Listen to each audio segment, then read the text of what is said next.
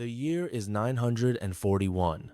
In the hills of Killaloe, a boy named Brian witnesses horror beyond imagination. Norse raiders thunder through his home at Kincora. Flames consume everything. His mother, Bay Bin, falls beneath Viking axes. The screams of his family echo through smoke-filled halls. Young Brian survives and remembers. Sent to monastery school, Brian doesn't just learn Latin and Greek. He studies his enemies, every Viking tactic, every weakness. While other boys pray for peace, Brian prays for revenge. At 25, he inherits a fractured kingdom when his brother Mathgamane is murdered by Vikings. But Brian refuses to rule from a throne. Instead, he vanishes into the marshes of Munster. For 3 years, he becomes a ghost in the wilderness, striking Viking camps at dawn, melting back into hidden caves, living like the legendary warriors of old. The Vikings learned to fear shadows. 977. The sacred island of Scattery.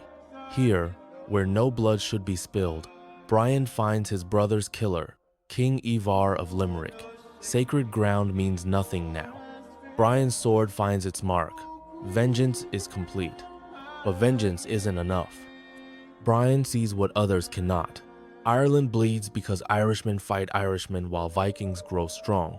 He begins the impossible task, uniting a land that has never known unity. Through diplomacy and warfare, alliance and conquest, Brian breaks the ancient barriers. 1002. For the first time in Ireland's history, every knee bends to one king, Brian Boruma, High King of all Ireland. The Wee Nail dynasty that ruled for centuries falls. At 61, the boy who lost everything has won everything. Ireland is one. But power creates enemies. In 1013, old foes unite against him.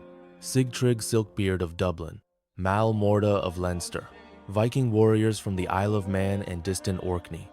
They gather at Dublin, ready to tear apart Brian's unified Ireland.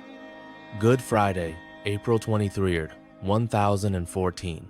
The plains of Clontarf, near Dublin. At 73, Brian is too old to swing a sword, but he leads his army anyway. From his tent, he watches his sons Murchid and Domhnall command his forces. All day, the battle rages. Steel rings against steel.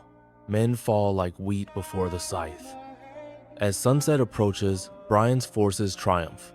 The Viking threat to Ireland dies on Clontarf's bloody fields. In his tent, the aged king kneels in prayer, thanking God for Ireland's salvation.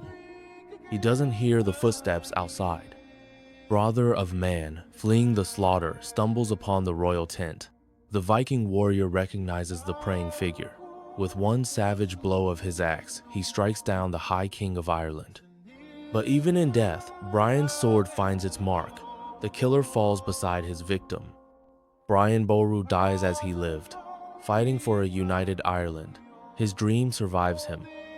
From the ashes of a burned childhood home to the throne of all Ireland, the boy who witnessed horror becomes the man who forged hope. Ireland remembers.